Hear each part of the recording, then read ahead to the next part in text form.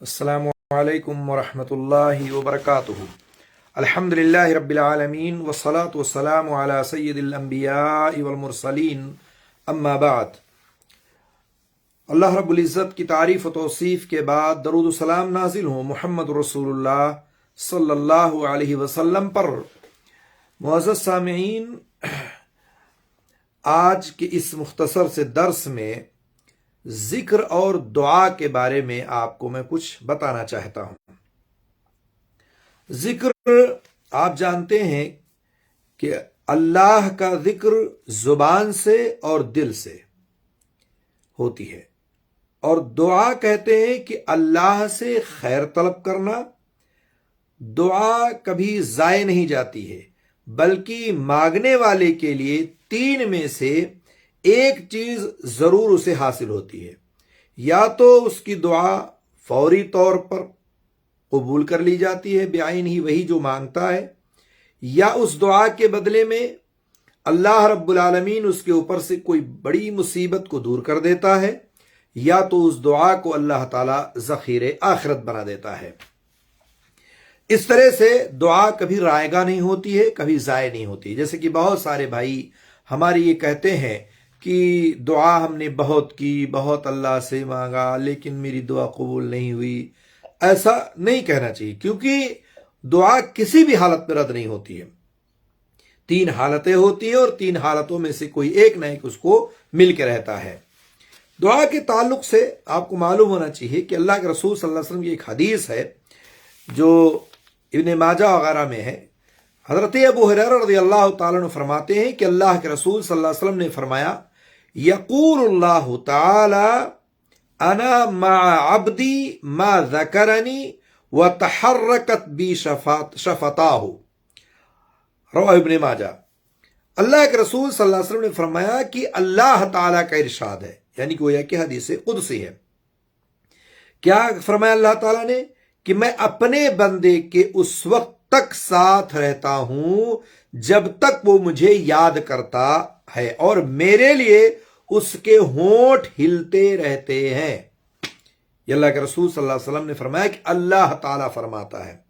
اس حدیث میں تو ذکر کی فضیلت کو بیان کیا گیا ہے، اور اللہ کا ذکر کرنے کا یہ فائدہ ہے کہ اللہ رب العالمین اس ذکر کرنے والے کے ساتھ ہوتا ہے، اس اللہ کی معیت نصیب ہوتی ہے۔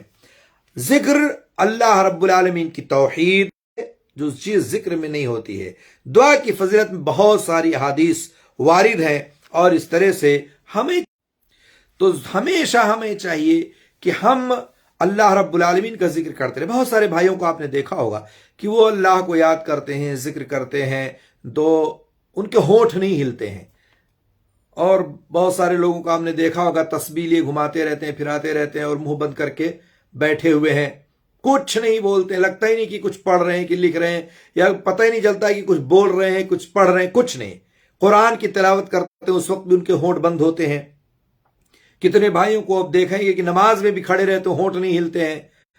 تو ضروری ہے کہ ہونٹ ہلیں، اور آپ جو بھی ذکر کریں، جو بھی دعا کریں، جو بھی قرآن پڑھیں، آپ کا یہ ہونٹ ہلنا چاہیے، تاکہ پتہ چلے کہ آپ کیا پڑھ رہے ہیں۔ بعض الفاظ، بعض کلمات ایسے ہیں کہ جب تک آپ کے ہونٹ نہیں ہلیں گے وہ ادا ہی نہیں ہوں گے، اس لیے آپ اس کو ضرور ہلایا کریں۔ دوسری روایت ہے حضرت معاذ بن جبل رضی اللہ تعالیٰ عنہ کی۔ اللہ کے رسول صلی اللہ علیہ وسلم فرماتے ہیں، کہتے ہیں کہ ما عمل ابن آدم عملا انجا له من عذاب اللہ من ذکر اللہ۔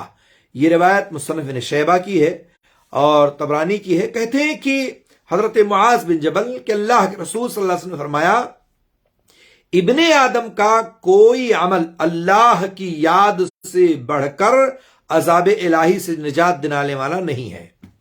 معلوم یہ ہوا کہ اگر اللہ کے عذاب سے بچنا چاہتے ہو تو اللہ کا ذکر ہمیشہ کرتے رہو۔ اس حدیث میں بھی اللہ کے ذکر کی بڑی فضیلت بیان کی گئی ہے۔ ذکر الہی سے عذاب الہی سے نجات کا سب سے بڑا سبب ہے کہ اگر آپ اللہ کے عذاب سے بچنا چاہتے ہیں تو آپ اللہ کو یاد کریں۔ ذکر الہی اخروی عذاب سے بچاتا ہے، دنیاوی مصائب و آلام و پریشانیوں سے بھی آپ کو نجات دلاتا ہے اور محفوظ رکھتا ہے۔ تو گویا کہ دین، دنیا اور آخرت دونوں جگہ آپ کو اس سے فائدہ حاصل ہوگا۔ اور بہت سارے موقعوں پر آپ دیکھیں کہ اگر انسان ذکر الہی کرتا رہتا ہے تو ثابت قدم رہتا ہے، ڈٹا رہتا ہے۔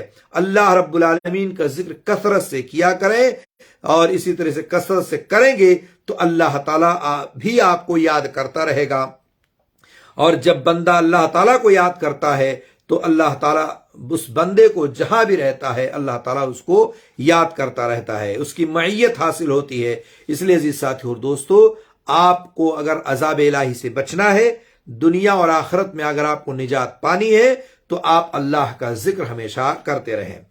تیسری روایت ہے حضرت ابو ہریرہ رضی اللہ تعالیٰ عنہ کی، کہتے ہیں کہ اللہ کے رسول صلی اللہ علیہ وسلم فرمایا، ما جلس قوم مجلسا یذکرون اللہ فیہ الا حفتهم الملائکہ وغشیتهم الرحمہ وذکرهم اللہ فی من عنده، اخرجہ مسلم۔ صحیح مسلم کی روایت ہے۔ فرماتے ہیں کہ اللہ کے رسول صلی اللہ علیہ وسلم نے فرمایا، کوئی قوم کسی مجلس میں نہیں بیٹھتی کہ وہ اس میں اللہ کا ذکر کرتی ہو مگر فرشتے ان کو گھیر لیتے ہیں، ان کو اللہ کی رحمت ڈھانپ لیتی ہے، اور اللہ تعالیٰ ان کا ذکر اپنے ہاں فرشتوں میں کرتا ہے، یعنی فرماتا ہے۔ اب تصور کریں، کوئی بھی مجلس، کوئی بھی محفل اگر لگتی ہے اور اس مجلس اور اس محفل میں اگر اللہ کا ذکر ہو رہا ہے، اللہ کو یاد کیا جا رہا ہے، اس مجلس اور اس محفل میں اللہ رب العالمین کے فرمان کو، کلام کو، اللہ کے رسول کے فرمان و کلام کو اگر پیش کیا جا رہا ہے، ذکر کیا جا رہا ہے، تو اس کا فائدہ کتنا بڑا ہے کہ اللہ تعالیٰ، اللہ کے رسول فرماتے ہیں کہ فرشتے رحمت کے پروں کو اس سے ڈھانپ لیتے ہیں، فرشتے ان کو ڈھانک کر رکھتے ہیں۔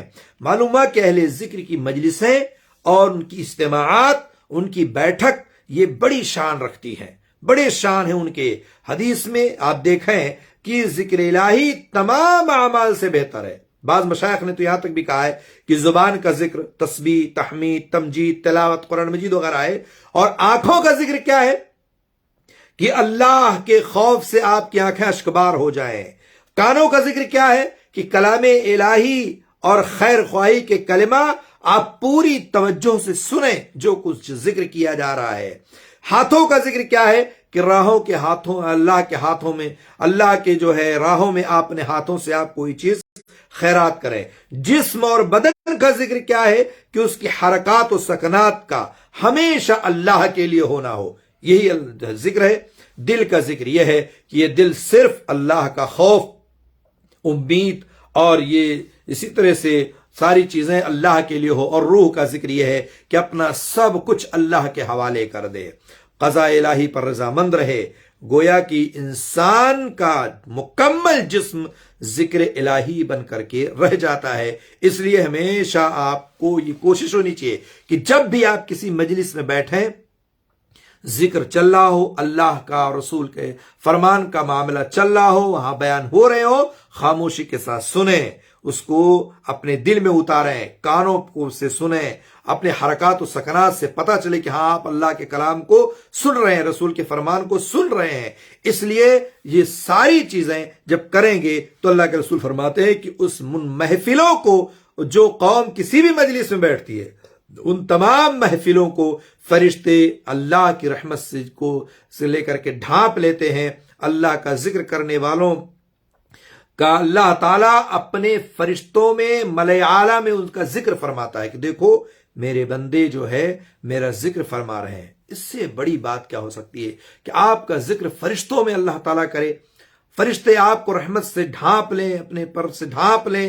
اس طرح سے ہمیں چاہیے کہ ہم اس کا خیال رکھیں، اور جب بھی کسی مجلس و محفل کو سجائیں، بیٹھائیں، لوگوں کو لے کر کے آئیں، تو آپ ضرور جو ہے یہ کام کریں کہ آپ جو ہے اللہ رب العالمین کو یاد کریں، اور وہاں کوئی نہ کوئی ضرور قال اللہ و قال الرسول کی صدا کو بلند کریں، اور لوگوں تک اللہ کے احکامات کو اور اللہ کے رسول کے فرمودات کو ضرور پہنچائیں۔ ایک روایت میں اس طرح سے ہے، اس کے برعکس میں آپ کو بتاتا چلوں، حضرت ابو ہریرہ ہی راوی ہے، کہتے ہیں کہ قال رسول اللہ صلی اللہ علیہ وسلم ما قعد قوم مقعدا لم يذكر الله فيه ولم يصلوا على النبي صلی اللہ علیہ وسلم इल्ला कान अलैहिम हसरतन यौमल क़ियामा। सुनन तिरमिज़ी की रिवायत, ये हदीस हसन है। फरमाते हैं कि अल्लाह के रसूल सल्लल्लाहु अलैहि वसल्लम ने फरमाया कि कोई कौम अगर जो है नहीं बैठती है किसी भी मजलिस में अगर कोई कौम बैठती है और वहां उस मजलिस में अल्लाह का जिक्र नहीं करती है, अल्लाह के रसूल सल्लल्लाहु अलैहि वसल्लम पर दरूद नहीं भेजा जाता है, तो एक्चुअली वो मजलिस जो लगी थी, वो मजलिस जहां लोग बैठे हुए थे, कयामत के रोज हसरत व नदामत वाले लोग होंगे। अब आप तसव्वुर करें, अगर आप मजलिस सजाएं खाने पीने के लिए, उठने बैठने के लिए, दोस्त अहबाब में गपशप करने के लिए, और उसके बाद बगैर किसी अच्छे कलिमात के, बगैर अल्लाह के रसूल पर दरूद पढ़े, बगैर किसी जो है दुआ के, बगैर किसी जिक्र के आप मजलिस को बर्खास्त कर दें और उठ करके चले जाएं, तो ये हसरत है, निदामत है, अफसोस है। कयामत वाले दिन कहा गया है कि कयामत के रोज ऐसे लोग या ऐसी मजलिस के लोग जो है बाइसे हसरत व निदामत वाले होंगे। इसलिए मालूम यह हुआ कि जिस मजलिस में भी आप बैठे, चाहे वो खाने पीने की हो, चाहे और कहवा के हो, चाहे वो गपशप के हो, चाहे वैसे भी आप किसी भी मजलिस में बैठे हुए 2-4 लोग हैं, तो वहां आप जरूर अल्लाह का जिक्र करें, अल्लाह के कलिमात को पढ़ें, कफ्फारतुल मजलिस पढ़ें, 2-1 अल्लाह रसूल की बातें पेश कर लें और कह लें, सुन लें, सुना लें, और इसी तरह से उस मजलिस को बेहतर बना लिया करें। सिर्फ गपशप से अपने काम को न चलाएं और इस तरह से दोस्ती यारी बढ़ाने के चक्कर में बहुत सारे लोग मजलिसों में इकट्ठे होते हैं और आते हैं और जमा होते हैं और खाते और पीते हैं और दुनिया की तमाम बातें और उसमें गीबत, चुगलखोरी, तमाम बातें करते हैं, लेकिन अल्लाह और रसूल की बात को एक लफ्ज, एक जुमला, एक दुआ या कलिमात भी पेश नहीं करते हैं। बड़ी अफसोस की बात है, निदामत की बात है कि हमारी मजलिसें इन तमाम चीजों से खाली होती हैं। मैंने कल भी आपके सामने मजलिस के आदाब को जिक्र किया था, बहुत सारी चीजों से बताई थी। आज भी मैं आपको बता रहा हूं कि जब भी कोई मजलिस लगाओ, मुमकिन है कि आपकी मजलिस में कुछ ऐसे लोग मिले, कुछ ऐसे लोग हो जिनके दिल सख्त होते हैं, जिनके दिल काले पड़ गए हैं, सियाह हैं, जिनको पर अल्लाह और रसूल की बात पेश की जाती है तो वो उनको बुरा लगता है। उनको लगता है कि क्या यार, खाने की दावत दिए हो कि तकरीर करने के लिए बुलाए हो, खाने के लिए बुलाए हो, चाहे कहवा के लिए बुलाए हो कि जो है अब अपनी तुम जो है नमाज रोजे की ताकीद करनी शुरू कर दिए, कुफ्र शिर्क की बातें बताने लगे, तौहीद की बातें बताने लगे। कुछ लोग आपको ऐसी मजलिसों में मिलेंगे, ऐसी महफिलों में मिलेंगे कि जब भी आप मजलिस में कोई अच्छा काम, नेक काम करने शुरू करेंगे, अल्लाह रसूल के फरमान को सुनाना शुरू करेंगे, तो ऐसे लोग हैं जिनके दिल इस पर तैयार नहीं होते हैं, सख्त होते हैं। उनको जरूरत है कि जरूर अगर वो मजलिस में आए तो आप जरूर इस चीज का जिक्र करो, बताएं और उस मजलिसों के फवायद को उनके सामने बयान करें और बताएं कि देखिए इस मजलिस में आने का, इकट्ठा बैठने का, मिलजुल करके रहने का क्या फायदा है और इस मजलिस में अल्लाह के जिक्र का क्या फायदा है। अगर हम 1-2 बातें नबी का और रसूल के बातों को बयान कर लेते हैं, अल्लाह के फरमान को बयान कर लेते हैं, तो उसका क्या फायदा है। और अगर हम नहीं बयान करते हैं और वो ऐसे उठ करके चले जाते हैं बगैर किसी अल्लाह के जिक्र और दुआ के, तो उसका क्या नुकसान है।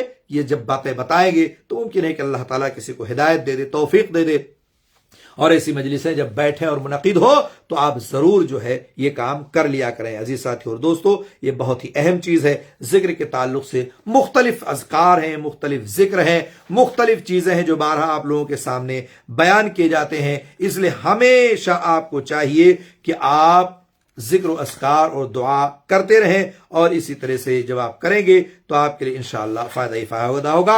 एक जिक्र मैं आपके सामने बयान कर देता हूं और अपनी बात को खत्म करता हूं। हजरत अमर बिन शुआइब, हजरत समरा बिन जुंदुब रज़ियल्लाहु ताला अन्हु की रिवायत है कि कहत फरमाते हैं कि क़ाल रसूलुल्लाह सल्लल्लाहु अलैहि वसल्लम अहब्बुल कलामी इलल्लाहि अर्बउन ला यज़ुर्रुका बिअय्यिहिन्ना बदअत सुब्हानल्लाहि वल्हम्दुलिल्लाहि वला इलाहा इल्लल्लाह वल्लाहु अकबर। सही मुस्लिम की रिवायत है। हजरत समरा बिन जुंदुब कहते हैं कि अल्लाह के रसूल सल्लल्लाहु अलैहि वसल्लम फरमाया, अल्लाह के नजदीक सबसे महबूब और पसंदीदा कलाम ये 4 कलाम हैं, ये 4 अल्फाज हैं। उनमें से ख्वाह किसी से कोई इब्तिदा करे तो कोई उसको जरर नहीं पहुंचेगा, कोई नुकसान नहीं पहुंचेगा। یعنی جہاں سے بھی آپ شروع کرنا چاہیں. اور وہ حدیث میں اس طرح سے ابتدا کی گئی. کیا ہے وہ 4 کلمہ، وہ 4 الفاظ کیا ہے؟ سبحان اللہ، الحمدللہ، لا الہ الا اللہ، واللہ اکبر. بہت مشکل نہیں ہے، بہت آسان ہے. ایک جاہل، کم پڑھا لکھا، لا علم شخص بھی، جس کو کچھ آتا نہیں، وہ بھی اس کو پڑھ سکتا ہے اور بڑے آرام سے یاد کر سکتا ہے. تو جب بھی مجلسوں میں بیٹھیں، آپ محفلوں میں بیٹھیں، تو کم سے کم سبحان اللہ پڑھ لیں، الحمدللہ پڑھ لیں، اللہ اکبر کہہ لیں، لا الہ الا اللہ کا ذکر کر لیا کریں. کیا مطلب ہے اس کا؟ سبحان اللہ کہتے ہیں کہ سبحان اللہ کا مطلب ہے اللہ پاک ہے. والحمدللہ، اور بلند و بالا اور شان کا مالک ہے جو اللہ، سب تعریفیں اسی کے لیے ہیں. اس کے بعد کہا لا الہ الا اللہ، اللہ کے سوا کوئی معبود حقیقی نہیں ہے. واللہ اکبر، اور اللہ سب سے بڑا ہے. تو اس لیے آپ کو معلوم ہونا چاہیے کہ ضروری ہے کہ ہم جب بھی کسی مجلس میں بیٹھیں تو ہم ضرور اللہ کو یاد کر لیا کریں. اسی سے تعلق ایک روایت ہے ابو موسیٰ الاشعری رضی اللہ تعالیٰ عنہ کی، کہتے ہیں کہ قال لی رسول اللہ صلی اللہ علیہ وسلم، اللہ کے رسول صلی اللہ علیہ وسلم نے مجھے مخاطب ہو کر کے فرمایا. کیا کہا؟ یا عبداللہ ابن قیس، اے عبداللہ ابن قیس، الا ادلک علی کنز من کنوز الجنہ لا حول ولا قوة الا باللہ، متفق علیہ. صحیح بخاری اور صحیح مسلم میں ہے کہ حضرت ابو موسیٰ الاشعری کہتے ہیں کہ مجھ سے اللہ کے رسول نے مخاطب کیا اور کہا عبداللہ ابن قیس، میں تمہیں جنت کے خزانوں میں سے خزانہ نہ بتاؤں؟ کہا کہ اللہ کے رسول صلی اللہ علیہ وسلم نے یہ بات کہی تو آپ نے کیا فرمایا؟ کہا وہ یہ ہے کہ تم لا حول ولا قوت الا باللہ پڑھتے رہا کرو. یہ جنت کے خزانوں میں سے ایک خزانہ ہے، لا حول ولا قوت الا باللہ. تو معلوم یہ ہوا کہ لا حول ولا قوت الا باللہ، سبحان اللہ، الحمدللہ، لا الہ الا اللہ، واللہ اکبر، یہ اذکار ہیں، یہ ذکر ہیں، اس کو آپ ہمیشہ پڑھتے رہیں. بہت ہے. اور لا حول ولا قوت الا باللہ کی بھی بڑی فضیلت ہے. یہ حقیقت میں جتنی نفیس اور قیمتی ہوتی ہے، اتنی ہی ہمیں چاہیے کہ ہم اس کی حفاظت کریں، اتنی ہی چاہیے کہ ہم اس کا اہتمام کریں.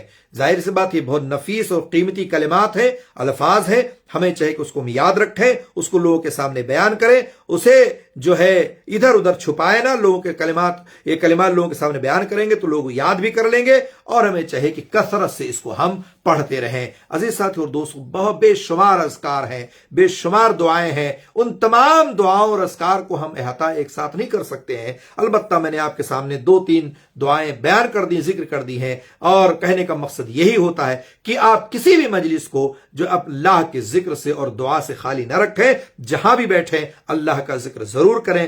دعاؤں میں اللہ کو، اللہ کی جو دعائیں ہیں، ماسورہ دعائیں ہیں، اور دیگر جو دعائیں ہیں، جو آداب ہیں، اس کو ضرور آپ بیان کریں، لوگوں کے سامنے اللہ اور رسول کے فرمان کو پیش کریں. یہی ایک ایسا موقع ہوتا ہے جب آپ کسی کو کھانے پہ بلاتے ہیں، جب کسی آپ کو چائے قہوہ کے لیے بلاتے ہیں، جب آپ کی مجلس میں کوئی آ کے بیٹھتا ہے، تو آپ اسی بہانے عقیدے کی ایک بات، شرک کے تعلق سے کچھ تنبیہ، اسی طرح سے اللہ اور رسول کے بارے میں کچھ باتیں، نماز کی کچھ کوتاہیاں اور خرابیاں، یا اسی طرح سے اس کے عقیدے کی کوتاہیاں اور خرابیاں، یا اسی طرح سے اس کے گھریلو معاملات میں جو کفر و شرک چل رہا ہے، اس کو آپ بآسانی بڑے پیار سے، اچھے لہجے میں، اچھے انداز میں اس کے سامنے رکھ دیں، بیان کر دیں. یقین مانیے کہ یہ ایک مختصر بات ہوتی ہے اور مختصر چیز ہوتی ہے، لیکن موقع کے حساب سے جب آپ اس چیز کو لوگوں کے سامنے بیان کریں گے تو دل پر لگتی ہے. اور ایسے موقع پر جہاں آپ دعوت لیے ہوئے ہوں، ایسے موقع پر جہاں آپ نے لوگوں کو مدعو کیا ہے،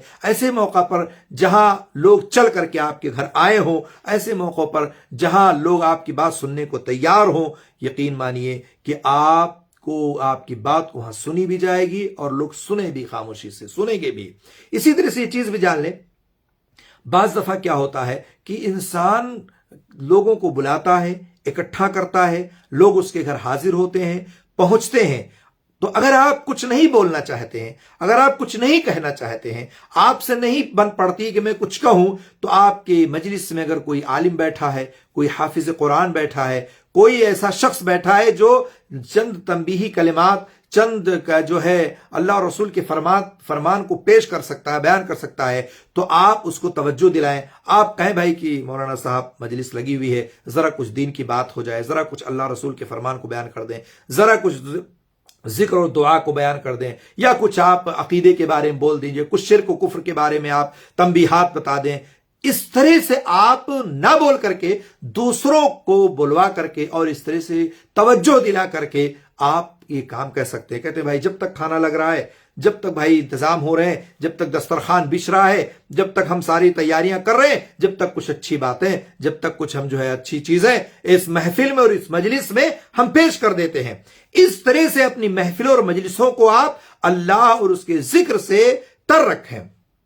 خود بھی بتا سکیں تو بتائیں، نہیں بتا سکتے ہیں تو کسی عالم کو، کسی شخص کو آپ مکلف بنا دیجئے، کسی اچھے شخص کو جو پڑھا لکھا ہے اس کو مکلف کر دیجئے کہ ذرا آپ اس کو کچھ اس مجلس میں، اس محفل میں بیان کر دیجئے. یقین مانیے اس وقت لوگ موجود ہوتے ہیں اور یہ آپ کی باتوں کو سنیں گے. اسی طرح سے ایک چیز یہاں بھی یاد رکھیں کہ جب کھانا کھلایا جا رہا ہو، پانی پلایا جا رہا ہو، لوگوں کو آپ نے بلایا اور بیٹھائے ہو مجلسوں میں، تو ظاہر سی بات اس مجلس میں جب آپ لوگ پہنچیں تو آپ دیکھیں اگر کوئی بائیں ہاتھ سے پانی پی رہا ہے تو فوراً آپ اس کو ٹوک دیں کہ بھائی کھانے پینے کے آداب میں سے بائیں ہاتھ کا کوئی رول نہیں ہے، بائیں ہاتھ سے آپ پانی نہ پئیں، آپ دائیں ہاتھ سے پانی پیئیں. لوگ بہانہ بناتے ہیں کہ دائیں ہاتھ سے پانی پئیں گے تو گلاس میں کھانا لگ جائے گا، پکڑیں گے تو گندگی لگ جائے گی. وہ کچھ نہیں، آپ ان کو بتائیں کہ گلاس ہم پھر دھو لیں گے، یا آج کل تو ڈسپوزل کا زمانہ ہے، آپ ڈسپوزل گلاس دیتے ہیں، پلیٹ دیتے ہیں، پانی پئیں اور پھینکیں. آپ اس کو سمجھائیں کہ کھانے پینے کے آداب میں سے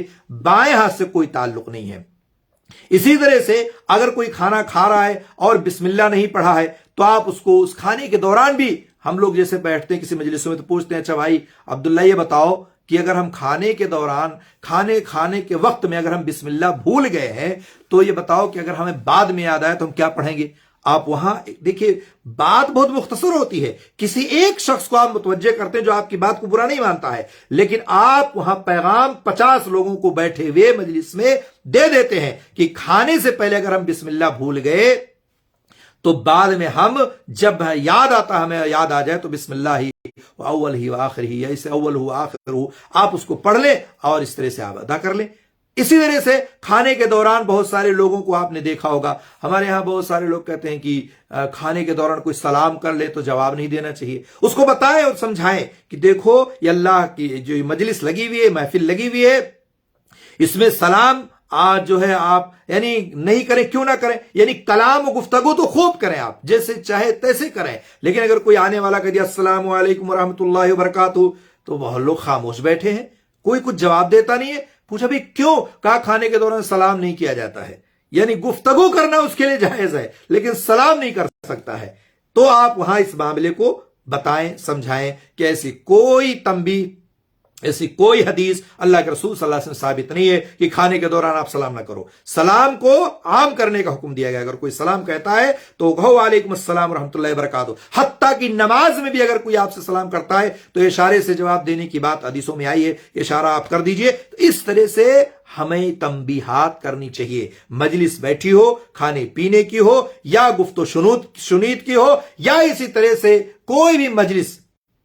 ہم نے دیکھا ہے بڑے بڑے اداروں میں، بڑے بڑے مدرسوں میں، بڑے بڑے لوگوں میں دیکھا ہے، کمپنیوں میں، کہ بڑی بڑی میٹنگیں اٹینڈ کی جاتی ہیں، بڑے بڑے لوگ بڑی بڑی جلسے جلوس کرتے ہیں، یا اسی طرح سے مدرسے والے میٹنگ کرتے ہیں. پوری مجلس اختتام پذیر ہو جاتی ہے، اپنی تمام کارروائیوں کو لوگ نوٹ کرتے ہیں، سنتے ہیں، سناتے ہیں، تمام چیزیں رکھتے ہیں، لیکن الا ماشاء اللہ ایسی مجلس آپ کو کم ہی ملے گی.